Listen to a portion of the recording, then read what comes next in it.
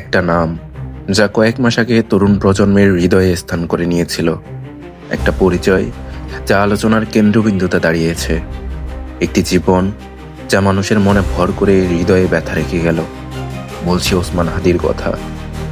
সাধারণ মানুষের চোখের স্বপ্ন, রাজনীতির চোখে বিতর্ক, আর ইতিহাসের পাতায় এক স্মরণীয় অধ্যায়। ওসমান হাদি ছিলেন এক তরুণ, স্বপ্ন দেখতেন একটি বদলানো বাংলাদেশকে, যেখানে যুবকের কথা শোনা হবে, যেখানে স্বাধীনতা হবে মানুষের হাতের মুঠোয়। তাকে বলা হতো তরুণ আন্দোলনের মুখপাত্র, একজন কবি, বক্তা ও গবেষক যিনি রাজনৈতিক অস্বচ্ছতার বিরুদ্ধে কথা বলতেন, তরুণদের সংগঠিত করতেন, সমাজে নতুন ভোরের ডাক দিতেন।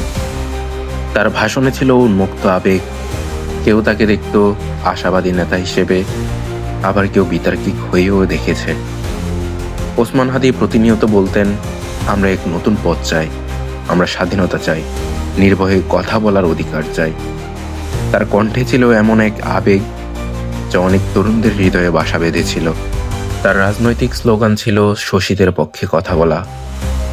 এই সময় তিনি ইনকিলাব মঞ্চের মুখপাত্র হিসেবেও কাজ করছিলেন, যা 2024 সালের ছাত্র আন্দোলনে জাগতিক আলোচনার কেন্দ্রবিন্দু হয়ে ওঠে। 2025-এর শেষ দিকে তার স্বপ্নের পথে আরও এক ধাপ এগিয়ে তিনি ঘোষণা করলেন ঢাকা 8 আসনের তিনি স্বাধীন প্রার্থী। কিন্তু সেই স্বপ্নই যেন এক বিশ্বাসঘাতক মোড়ে বদলে যায়। 12ই ডিসেম্বর 2025 ঢাকা শহরের রাস্তায় অপরিচিত বন্দুকধারীরা তাকে গুলিবিদ্ধ করে। এ সময় তিনি একটি ব্যাটারি চালিত অটোরিকশায় ছিলেন। হঠাৎ আঘাত পেয়ে ধীরে ধীরে ধ্বংসপ্রাপ্ত জীবনের মতো তার চোখের সামনে জীবন ও স্বপ্ন দুটোই জমে যায় এক মুহূর্তে। ডাক্তাররা ইমার্জেন্সি কেয়ার দেন। তার জীবন রক্ষায় আগাম চিকিৎসার জন্য তাকে সিঙ্গাপুর নেওয়া হয়। কিন্তু 6 দিনের কঠোর লড়াইয়ের পর সে জীবনের সঙ্গে বিদায় নিতে হলো। ওসমান হাদির মৃত্যুর খবর পৌঁছার সাথে সাথে পুরো দেশ স্তব্ধ হয়ে পড়ে। তার সমর্থকরা রাস্তায় নামে, শহরের কোণে কোণে যেন শোক ও ক্ষোভের স্রোত ছড়িয়ে পড়ে। ঢাকায় শাহবাগ, ঢাকা বিশ্ববিদ্যালয় সহ বিভিন্ন জায়গায় মানুষ জড়ো হয়। হাদি হাদি বলে স্লোগান দেয়, জাস্টিস দাবিতে তাদের চোখে জল জমে।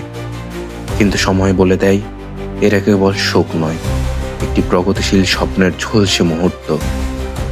ওসমান হাদি আর নেই, কিন্তু তার আবেগ, তার ধ্বনি অনেকের মনে আজও বাজছে।